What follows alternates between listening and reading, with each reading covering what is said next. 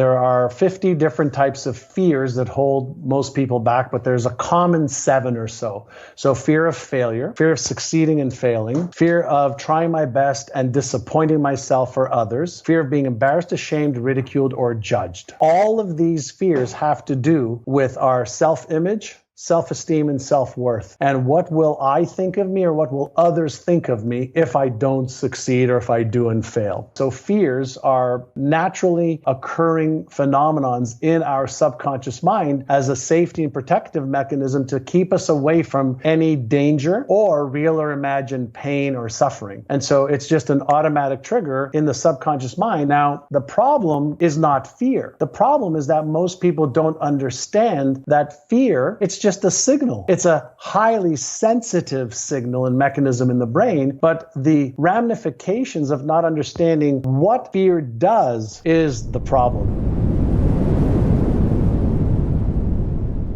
John Assaraf in the building. How are you, man? In the building, here I am, doing great. We're separated by sea, but we're all connected, right? That's absolutely true. I'm super excited to speak to you today. So thank you. People might have seen you on The Secret or know you as best-selling author or, endlessly successful entrepreneur with multiple projects and stuff like that. Do you think that you were naturally gifted to be successful in this many domains? Is this kind of what you thought you were going to end up doing when you were younger? No, I was voted most likely to fail in life by my grade 11 students, and my basketball team that I excelled in basketball when I was a kid. Everybody thought I was going to be a jock, an athlete of some sort. They used to say, he's brilliant on the basketball court, but he's dumber than a doorknob in the classroom. And so I never thought I would be doing what I do today. I never believed that I could. I thought I was way too dumb.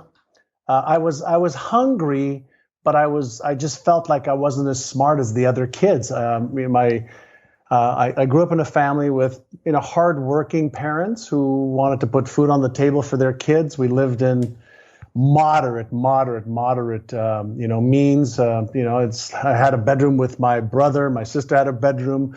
We had an apartment.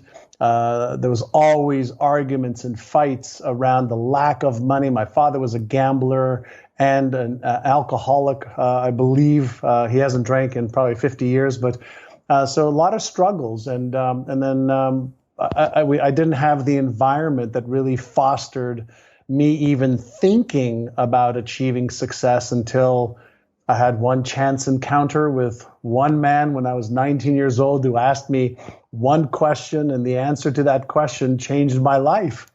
But up until the age of 19, I thought I was, going to work in a factory, making minimum wage, living in an average place, was struggling for money, struggling to make a great life for myself. The only great life that I ever had in my imagination was from watching television. I suppose when you don't have that role model, there's a lot of people now who might not have that close to them, especially I think the generational gap that has occurred within the last 50 years is really different. When you think about the sort of opportunities that became available to you and are now available to the people that are listening at a young age. Oh, unbelievable. Worlds apart, right? And sometimes we might get a little bit resentful of our parents. I know that you've mentioned in previous interviews that you had a little bit of resentment towards not being given the tools necessarily to do what you wanted to do.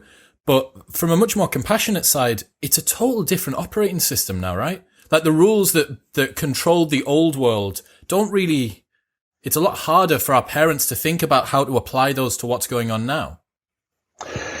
Yeah, I remember I used to live in this neighborhood, and in between the neighborhood that I lived in and the other affluent neighborhood, there was a community center. And so some of the kids in my neighborhood, couldn't afford to be members of the community center, even though it wasn't very expensive. And then there were other kids on the other side of the street that their parents had a little bit more money, nicer cars, nicer homes. And I used to meet these kids at the community center, and I used to go over to their house. And I remember, used to feel like I wish my specifically my father, because back in those days, moms were mostly stay at home, took care of the kids, and maybe they worked, which my mother did.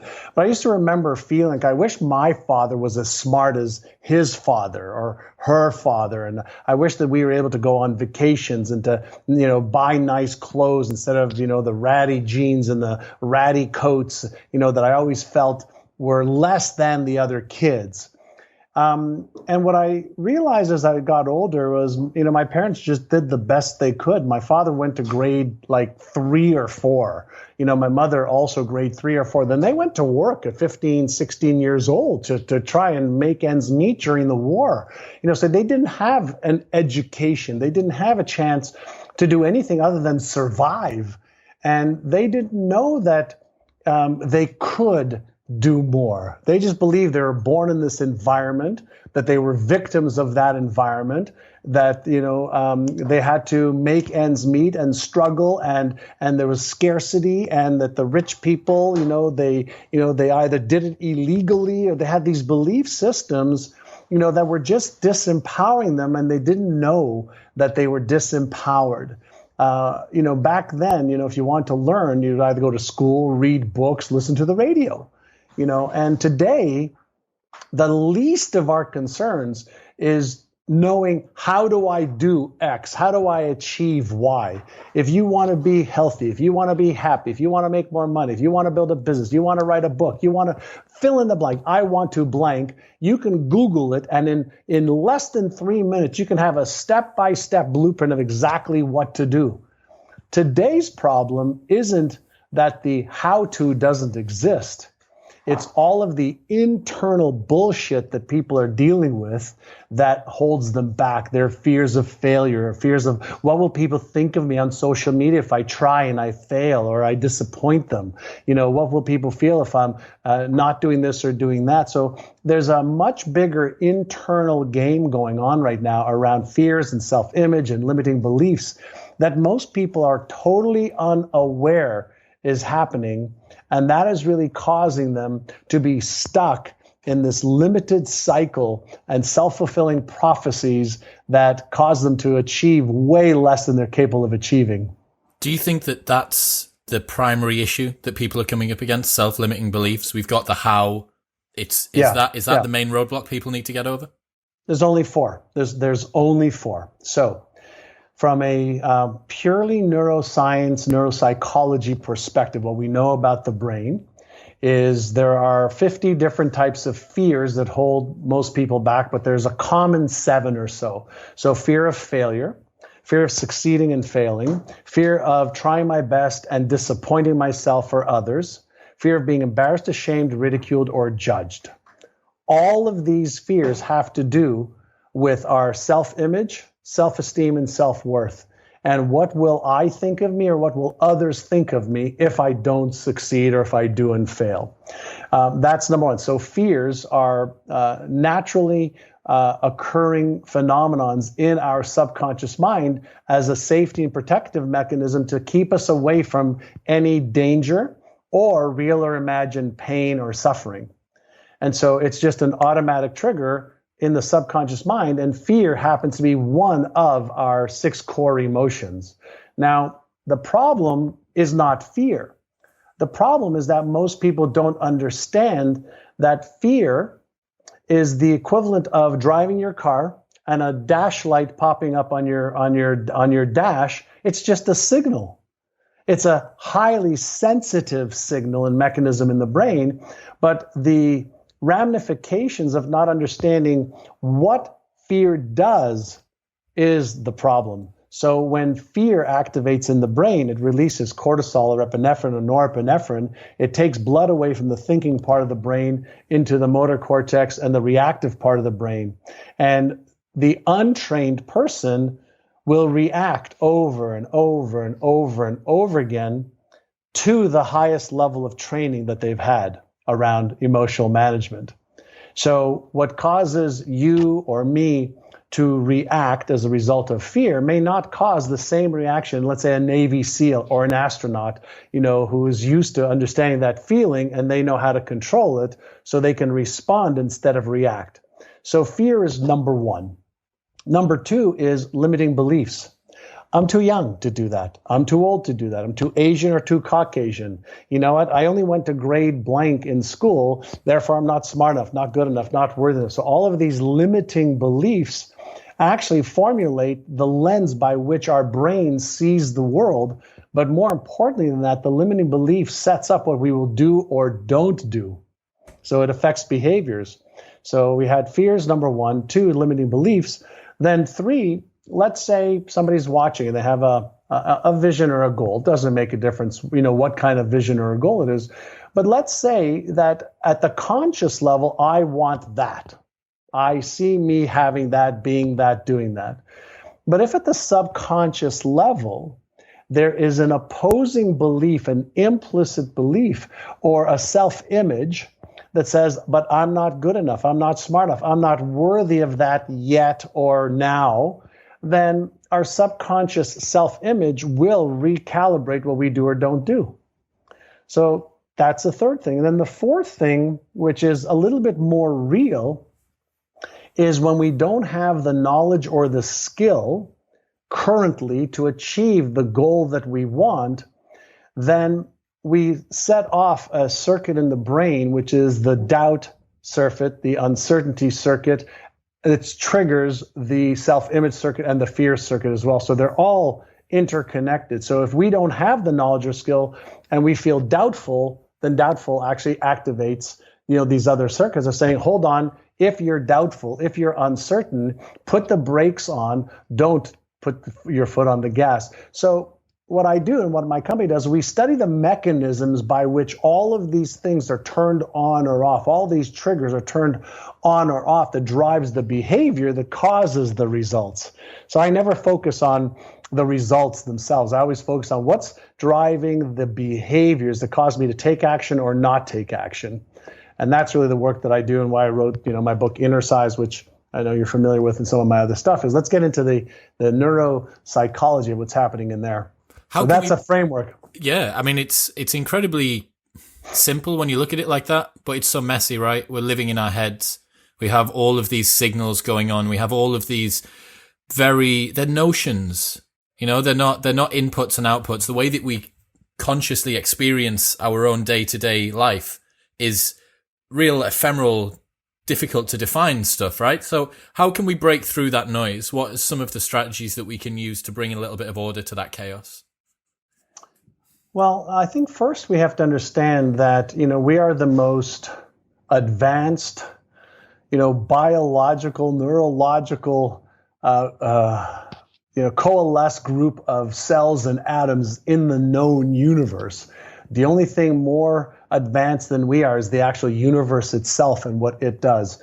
So if it's true that I have a brain, I'm not my brain, but I have a brain, then the next question is it possible for me to use my brain better? If my brain is processing 400 billion bits of information per second without me being aware of it, is it possible for me to be able to direct my brain to look for things that are more aligned with what it is that I want to achieve, do, or become? Yes, it is possible.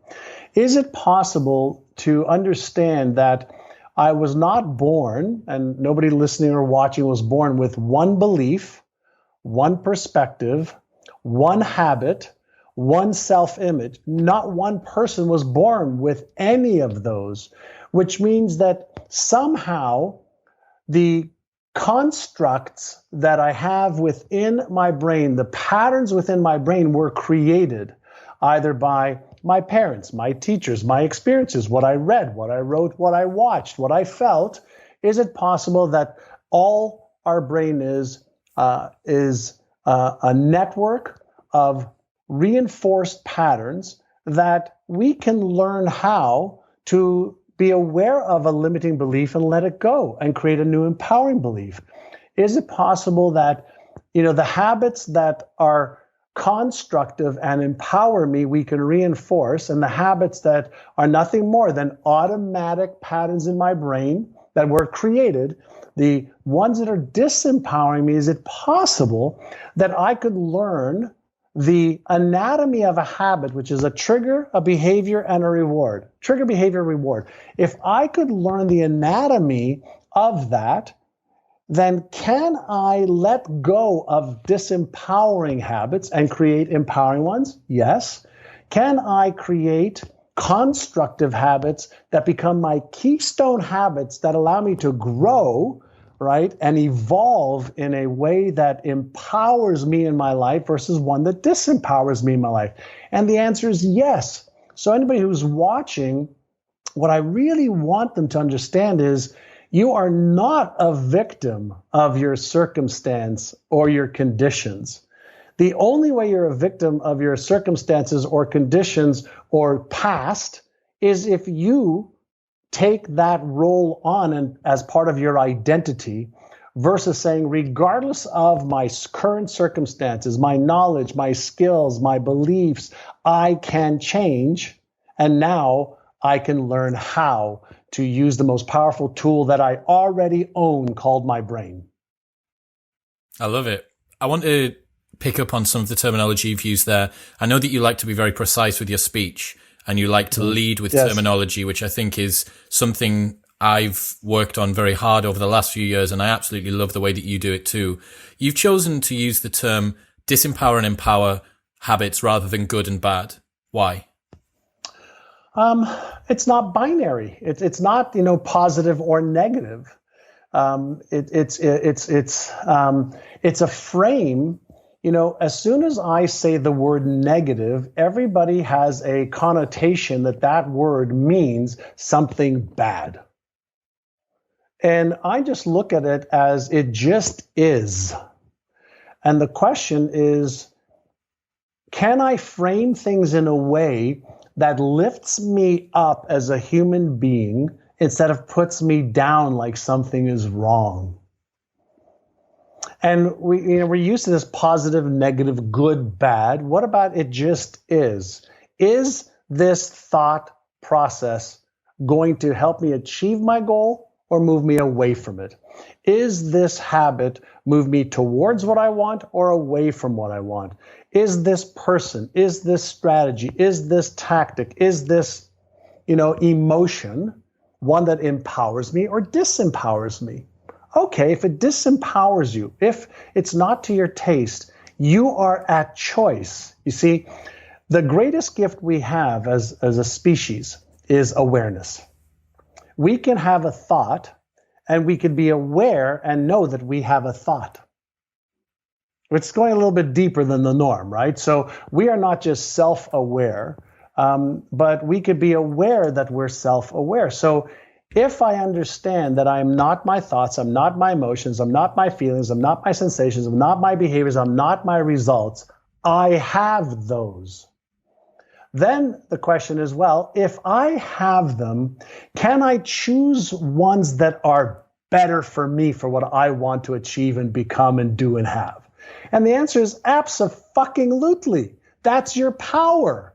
And so as soon as you give away your power, you're a victim.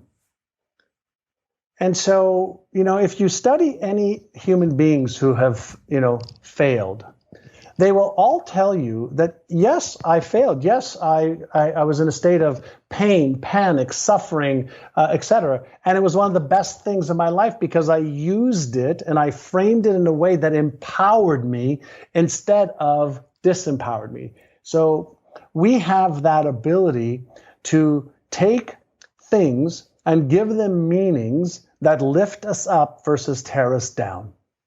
And so what if we started that with ourselves? And then what if we did that with each other? It would be a much better world. Then what, right? And so, but it starts with self, right? Because the more I could be aware of, what's happening within me, the more I can have control, the more I can respond instead of react, the more I could be deliberate versus, reacting automatically.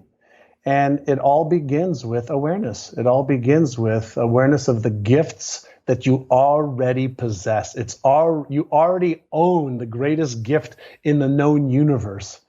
But the lack of skill of how do I use it is really the biggest challenge people have. And so the work that I do is all around re-empowering people to say, okay, I have the ability to do what I choose now. How do I do that? Is the reason that we err toward fear and negativity, is it purely fitness enhancing? Is it purely an evolutionary byproduct? Yes. That's it? Yeah. So the number one responsibility of our brain, Homo erectus has been walking around this earth for about 2.5 billion years. 2.5 million, 2.5 million years. So the evolution of our species is survival above all else, right? So every living organism's number one priority, it's biologically wired into us for survival. So the mechanisms of evolution have created a brain that is nothing more than electromagnetic switching station, right? So light comes in through our eyes, sound comes in through our ears, signals come in through our senses, whether it's olfactory, sense of smell, or hands tactile, and it is being processed in the brain. And the number one algorithm is there real danger here that could cause me to die? Number two, is there any potential danger here, where I can get mentally, emotionally, physically, financially hurt? That's number two. Number three is energy conservation, so that number one and two can happen. So the processing mechanism of our brain, I know that you're looking at me through the camera and I'm looking at you, and we see this physical body with eyes and a nose and a mouth and ears. Strip that away, and what are you? You're this brain with a nervous system, okay, that is processing all of this information for survival, right? For avoidance of pain, for energy conservation. And oh yeah, by the way, if we can get some pleasure via sex or food or playing with our telephones or playing games, we'll do that once 1, 2, and 3 are met. So we have been evolving for 2.5 million years to make sure that that happens. Now, throughout our lives, and maybe even at a cellular level, we have memories of things that have caused us or our parents or our teachers or our brother or our sister pain, suffering, death, or whatever the case is. And our brain is processing this information. So all of the incoming thoughts or ideas, that we see in the outside world, or even our own thoughts of achieving X, Y, or Z, it's all processed through these algorithms to say, okay, in the memory bank of your life and maybe even your DNA, is there anything in that loop, okay, that could potentially be affecting your survival or cause you pain or suffering? So as soon as there's a match inside our brain through the neural networks, a signal is sent in a billionth of a second called fear. That's the signal. It's just, we call it fear, but just a signal of pay attention, stop, put the brakes on, what's going on, right? And what most people don't understand is fear is just a signal. And in many cases, it doesn't mean stop. It just means be aware and then make a choice and a decision. But most people have never been taught how to be aware of this feeling and frame it in a way that there's nothing wrong. It's just a really sensitive signal. Now let me use my higher cortical functions called the left prefrontal cortex and say, is it real danger or is it imagined danger? Is it because of something that's happened in the past, or is it something that's happening right in this moment that's really, really, dangerous? And in that nanosecond of awareness and choice, we could learn how to make better decisions where fear can be turned into fuel, because that little anxiety or stress that's the neurochemicals going through your bloodstream can actually be used to propel you, forward instead of cause you to retreat. What's a strategy that we can use to interject that process? So in my book, Inner Size, there's a variety of inner size, which are mental and emotional techniques to empower yourself. So number one is, when we are in a state of stress or fear or anxiety or panic, which is the highest state, that fear signal gets to, The first thing we could understand is when we're in that state of stress or anxiety or fear or lack of confidence or self-doubt, our sympathetic nervous system has just been triggered. So we have the sympathetic and parasympathetic nervous system. So first to understand is I have these two types of nervous systems in my body. One is for fight, flight, freeze, or faint. And the other one is to be able to be calm and respond. So in the sympathetic nervous system, when we're in a state of anxiety or stress or fear, we're not thinking properly. We're reacting based on our highest level of training. But what we can do very, very quickly is in a state of uncertainty or doubt or fear, we can just stop for just 1 second and do this simple exercise. It's called Take 6, Calm the Circuits. So Take 6, Calm the Circuits is 6 deep breaths in through your nose, slowly, slowly, slowly, slowly, and then you breathe out through your mouth like you're breathing out through a straw, as slow as you can. That's 1.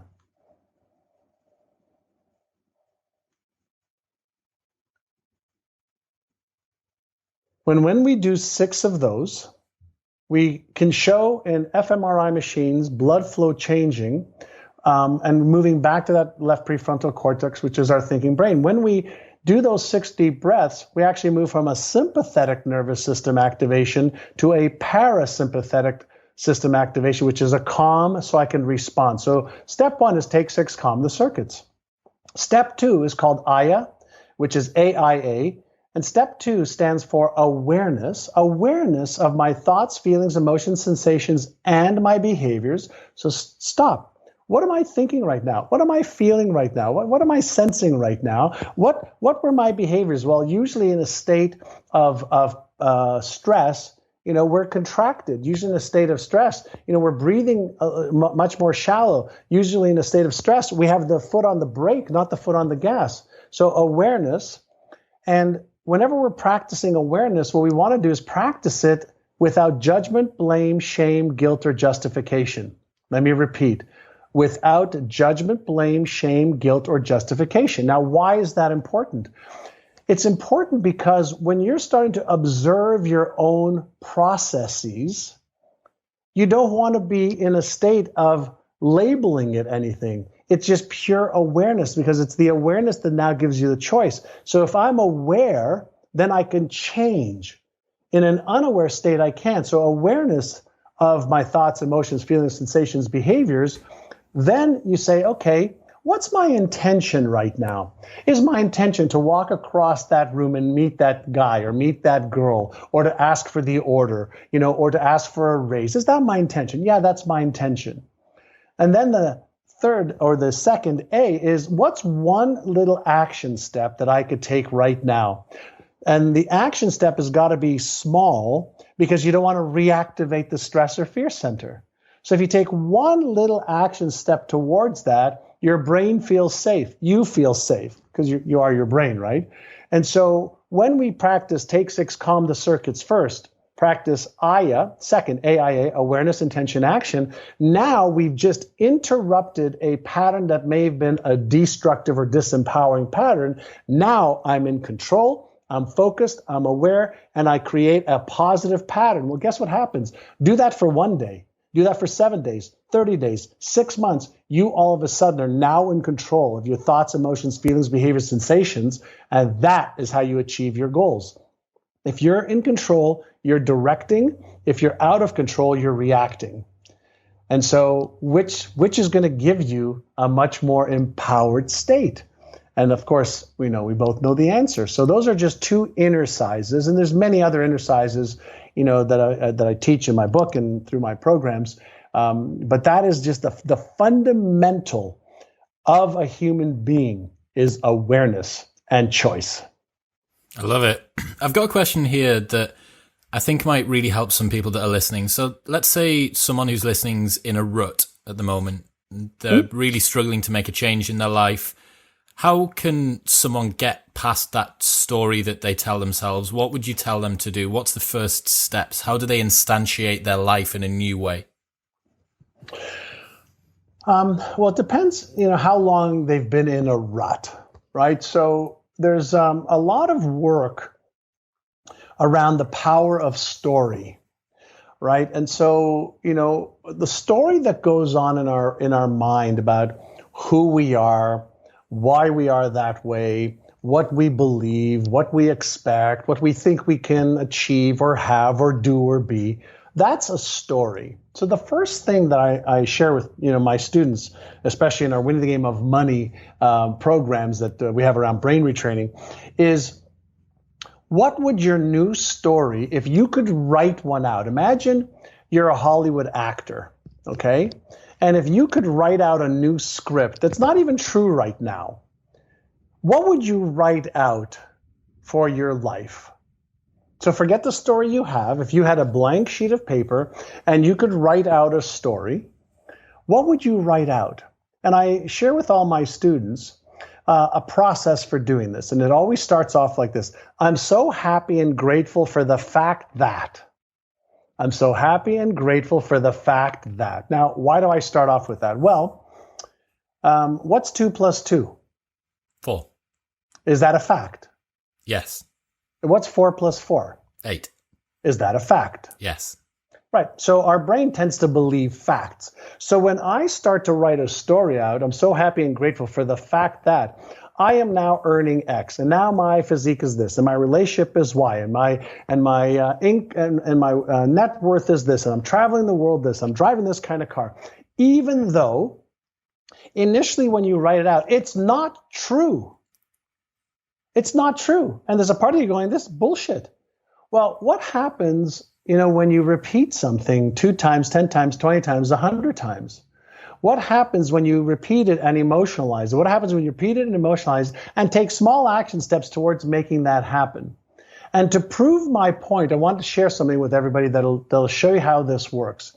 Let's say somebody tapped you on the shoulder, tomorrow or today at a cafe or a restaurant or a bar or wherever you go to work. And they tapped you on the shoulder and said, hey, oh my God, I'm so-and-so in Hollywood, and we just finished writing a script, and you look like a person that is this script. Would you mind learning this script? And if you learn it, we'll pay you $1 million to perform it. And if you do it really well and you win an Academy Award, you'll get $10 million plus a whole bunch of stuff.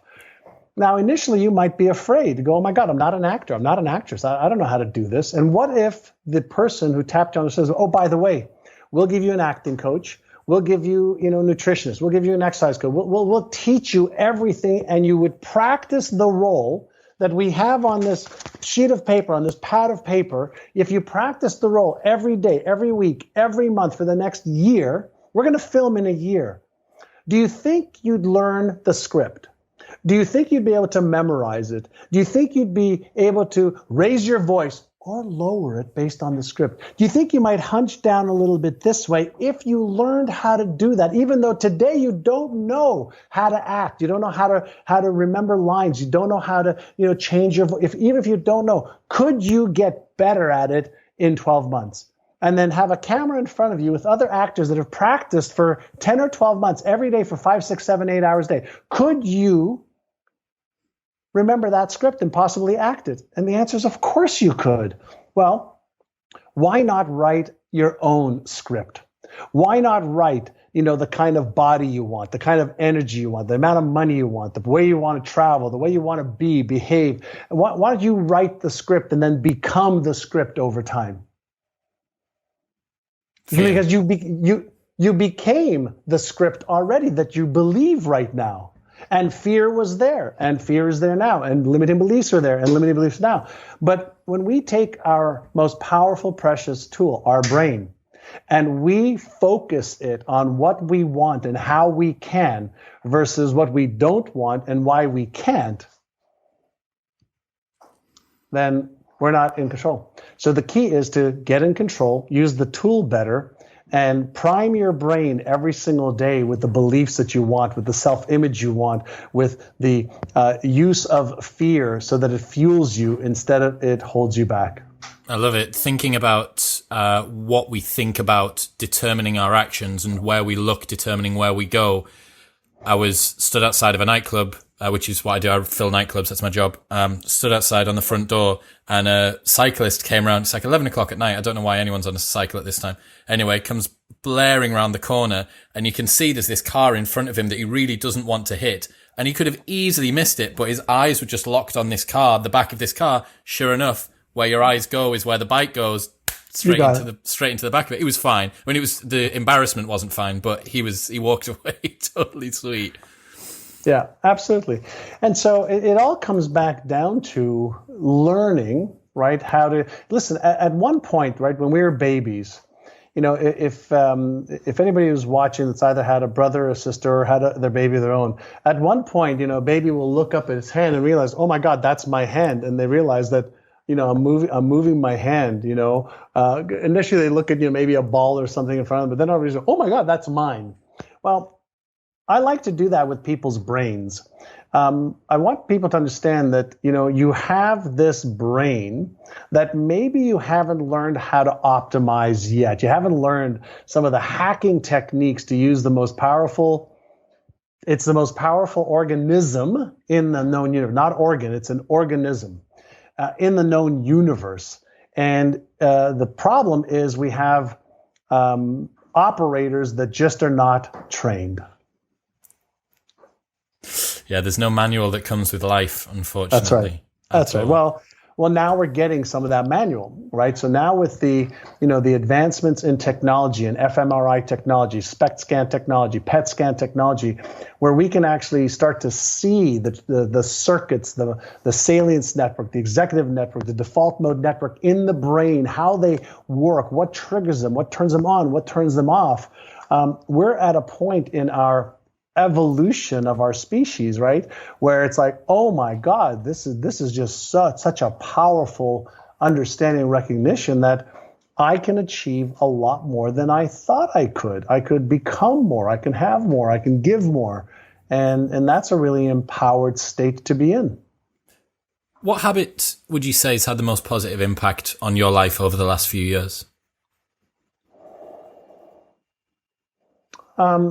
Probably there's a couple of them, but probably without any hesitation, meditation, which I've been doing for 30 plus years, really is the one. Meditation and mindfulness are very integrated, but meditation allows you to recognize and know that there's different states of consciousness that I have a body, I have organs, I have, hands and feet and eyes and ears, but I'm not them, that I'm really one with in this energetic field that everybody else is in as well, that I could control my thoughts and my emotions, and I could activate them or deactivate them at will, and that life is not happening to me, right? It's happening for me when I could be aware of the perfection of all of it. And so meditation would have to rank right up there with oxygen for me. Yeah, I get that. Have you read Kamal Ravikant, Love Yourself Like Your Life Depends on It? He's got a wonderful bit in that where he talks about life happens to me, life happens for me, life happens through me. I absolutely love that. Yeah, he's a good friend. He's a good guy. He was on not so long ago, him and James Altucher, and we're swimming in good waters. I want to talk about the difference between the law of attraction and the law of Goya, because for a while, the Secret, the movie, huge blockbuster, did real well, the book as well. And for me, there was something that felt like it was missing, and it's absolutely been identified in the law of Goya. Would you be able to talk us through that? Yeah, when the movie The Secret came out, the premise of the book was think, believe, and you'll achieve.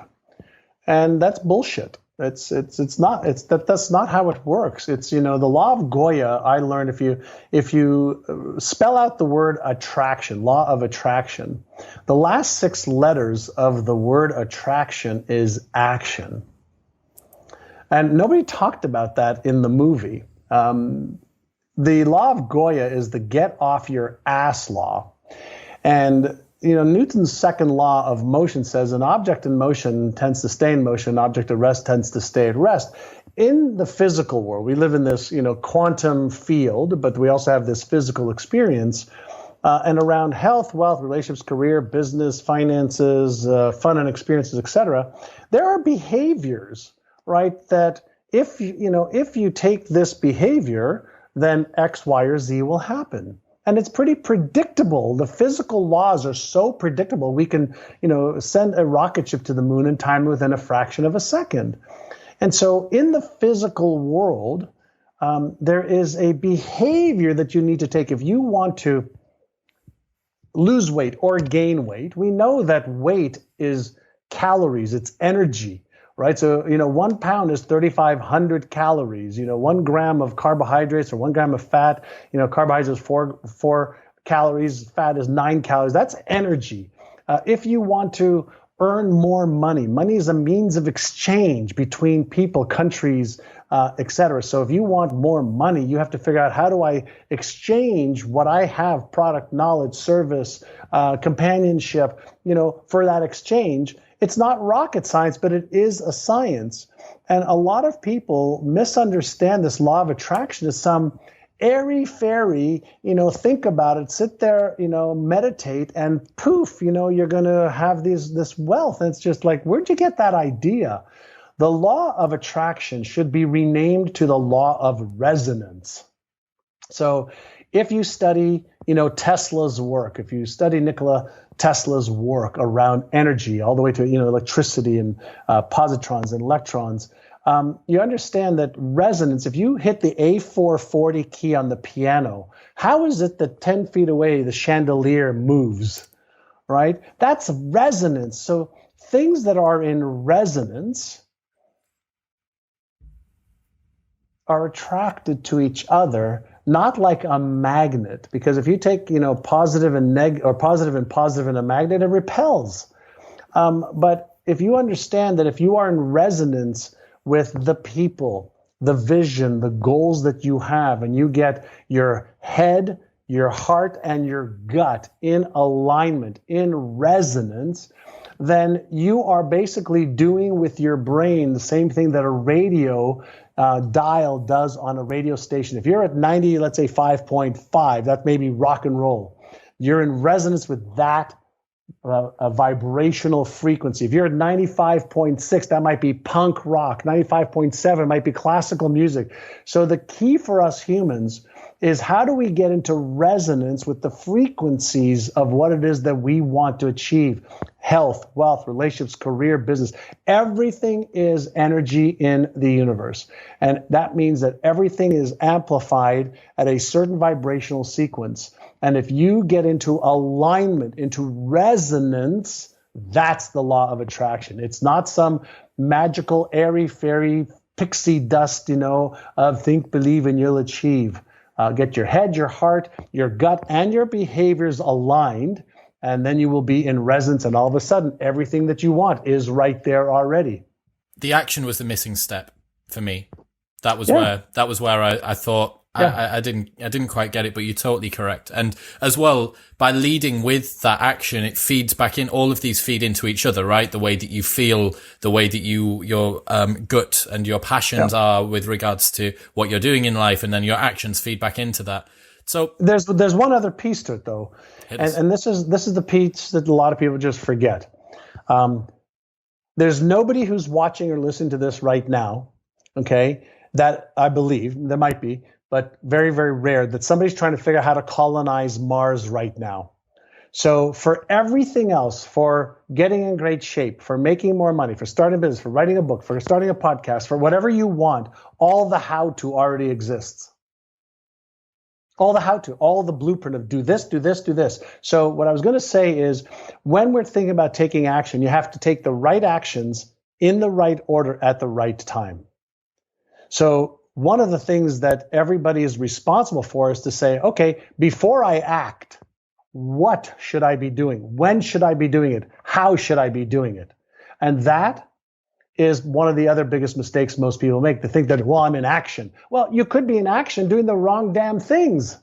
So stop doing the wrong damn things and find out, what should I be doing? And here's the beautiful thing. There are experts in everything that you and I want. And all of the books, programs, CDs, courses, coaching, consulting is available, or YouTube video or Google.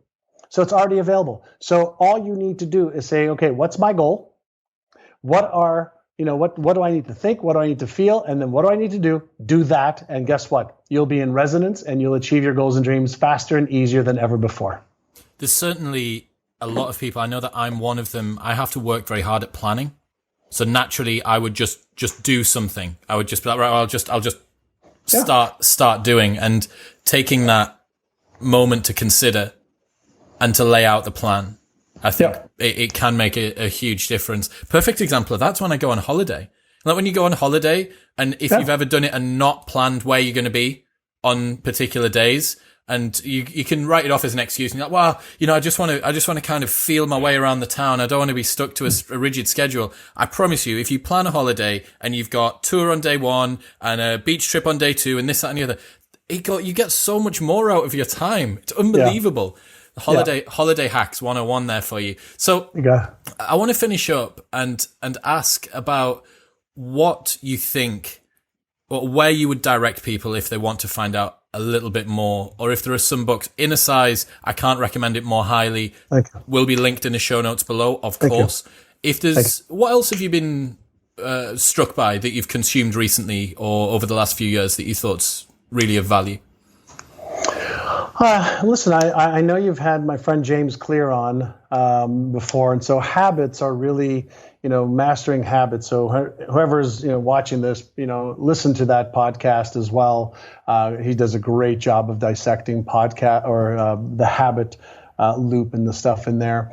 I think the stuff that I'm really fascinated with right now is consciousness, and just understanding, the nature of consciousness, the nature of why and how we make decisions, and really leveling up our awareness to the magic of being human, and the gift that this is. It's just it's like mind-boggling, complex, and spectacular.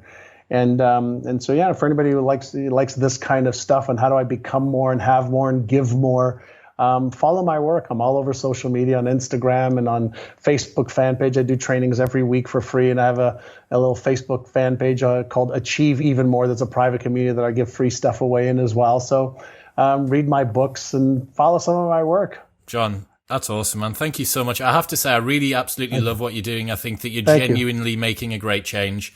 It's been a total pleasure to get you on here. Like he said, all will be linked in the show notes below. If you want to follow John online, you know where to go. Show notes will have that in as well. Like, share, and subscribe.